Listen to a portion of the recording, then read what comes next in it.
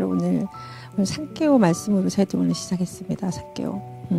예수님 오셨을 때 자기는 키가 작아서 예수님을 볼 수 없으니까 나무에 올라가서 예수님을 보는 이런 예수님에 대한 굉장한 사모함이 있었습니다. 자기는 뭐 하는 사람이었죠? 세리였습니다. 세리. 남의 돈을 부풀려서 받는, 또는 세금을 또 이렇게 중간 착복해서 받는, 이런 이스라엘 민족에게서는 별로 기쁨을 받지 못하는 사람이었습니다. 그걸로 재산을 축적했기 때문에.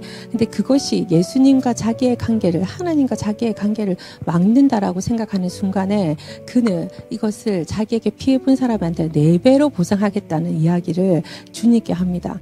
여러분과 저는 이런 가운데서 예수님을 믿었고 이런 가운데서 구원을 받았습니다. 이제 그런데 어느덧 우리의 마음에는 그런 갈급함과 그런 예수님을 너무 찾고자 하는 마음들이, 어떤 문제가 사라지기 시작할 때 그 마음들이 내게서 점점 멀어져 가는 것들을 느끼지 않으세요? 예수님과 나의 관계는 모든 나의 삶의 구원의 관계로 이어져야 됩니다.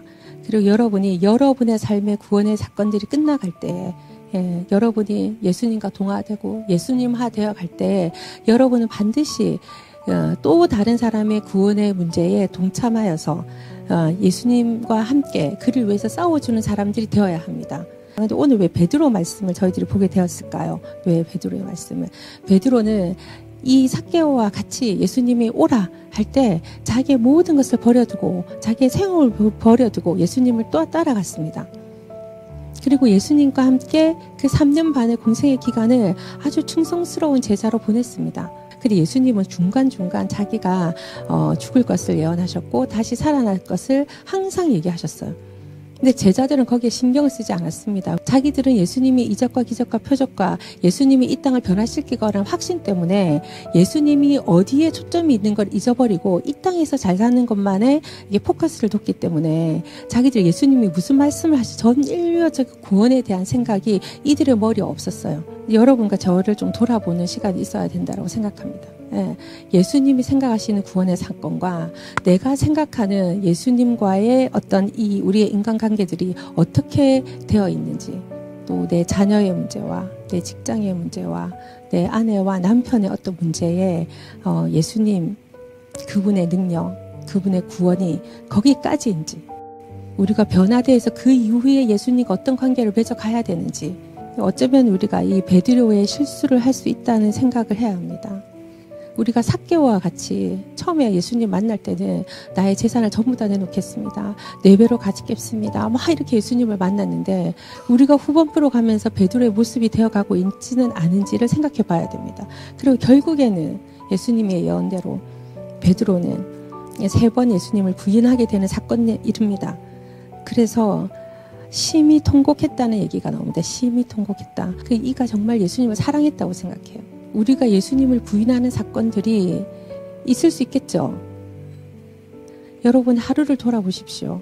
그리고 이 한 달을 돌아보십시오. 내가 예수님을 부인했던 사건들이 없었는가?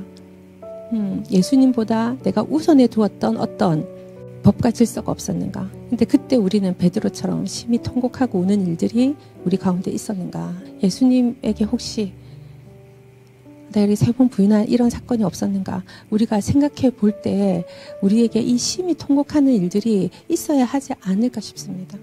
우리는 항상 그분이 어떻게 죽음을 당하셨는지를 기억해야 됩니다. 그리고 그분의 가족들과 또 그분의 친구들과 또 그분의 직접적인 아버지이신 우리 하나님 아버지가 그의 죽음을 보고 어떤 마음을 가지셨는지에 대한 아픔이 여러분과 제 마음에 항상 있어요. 그분의 그 아픔에 대해서 우리의 마음이 없다면 그분의 부활에 대해서도 우린 그런 큰 기쁨이 없을 거예요. 오늘 우리가 21장에 마지막 때에는 이런 일이 있고 그래 전 인류가 이렇게 어려움을 당하는구나, 이런 얘기 많이 듣잖아요. 이제 마지막 때입니다. 이스라엘이 어떻게 됩니다. 저택게 됩니다. 그런데 기도 많이 되시죠. 근데 그게 여러분과 무슨 상관이 있습니까? 내가 정말 여기서 말하는 것처럼 주님 오실 그때에 뭐 1차 휴고 2차 휴고 막 이런 것들을 막 얘기하는데 그 휴고를 못 당할까봐, 못 당할까봐의 두려움은 어디서 오는 거죠? 어떤 근거입니까? 어려울까봐요. 그것도 자기 애에서 비롯한 생각이 아닐까요? 천국으로 아주 편한 곳으로 이동하고 싶은 마음인가요? 그 환난을 피하고 싶은 마음인가요? 오늘은 저희들이 이 베드로의 마음과 이 삭개오의 마음을 조금 생각해 보면서 나의 깊은 동기를 좀 바라보는 시간을 가졌으면 좋겠습니다. 나의 밑바닥에 있는 동기는 과연 뭐야? 어떤 동기로? 결국에는 자기애야? 결국에는 나의 보호야? 이것 때문에 내가 지금 예수님을 믿고 있는 거야? 그 성공하지 못할 겁니다. 예수님은 네가 나를 믿으면 고난을 당할 거야. 네가 나를 예수를 믿으면 많은 사람들을 너를 싫어할 거야. 너는 거부당할 거야. 그치만 네하고 나하고는 한편이야. 네하고 나하고는 천국의 소유자가 될 거야. 이상하게 현세에 대한 어떤 보장은 없고 계속 내세에 대한 보장만 얘기하시는 거예요. 성령을 받은 사람들은, 그분을 아버지로 모신 사람들은 그 말이 귀에 들려요. 근데 내가 성령님과 관계없는 사람들은 그럼 현세에서는 뭐야? 그게 굉장히 궁금해요. 근데 성경에서는 현세에서도 하나님의 복을 받는 이야기들이 나와 있습니다. 30배, 60배, 100배.